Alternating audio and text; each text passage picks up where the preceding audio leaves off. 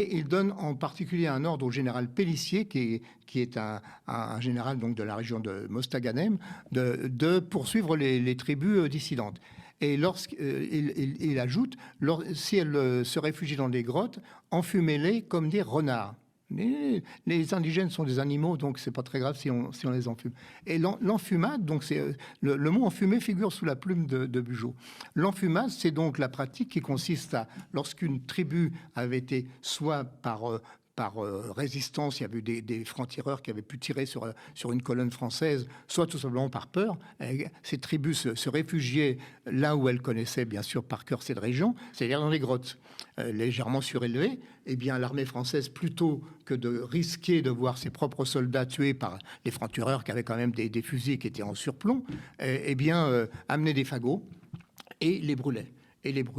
Et attendait que les gens soient, hélas, brûlés vifs, grillés vifs ou asphyxiés.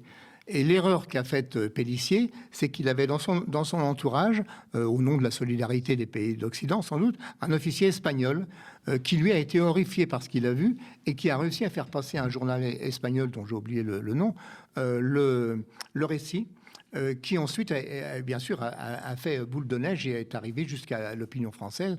Il y a eu un vrai débat, ce qui peut paraître aujourd'hui assez étonnant, encore une fois, quand on compare à la 4e ou 5e République, un vrai débat avec une vraie dénonciation argumentée sous des signatures que l'on n'attendrait pas forcément.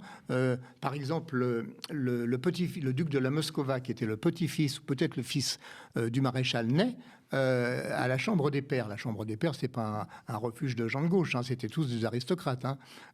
À la Chambre des Pairs, donc le duc de la Moscova fait une dénonciation très très violente et met en situation le premier ministre de l'époque et le maréchal Soult. Ce n'est plus Adolphe Thiers dont on parlera si vous voulez.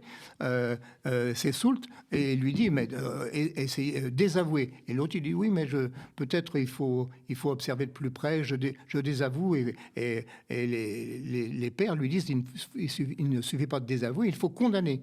Dans la presse, dans le discours de Lamartine, encore une fois, on retrouve ces condamnations. Donc oui, les Français de 45, d'Arras et 45, les Français de 1845 étaient, semble-t-il, mieux renseignés qu'un certain nombre de ministres ou de journalistes du XXIe siècle.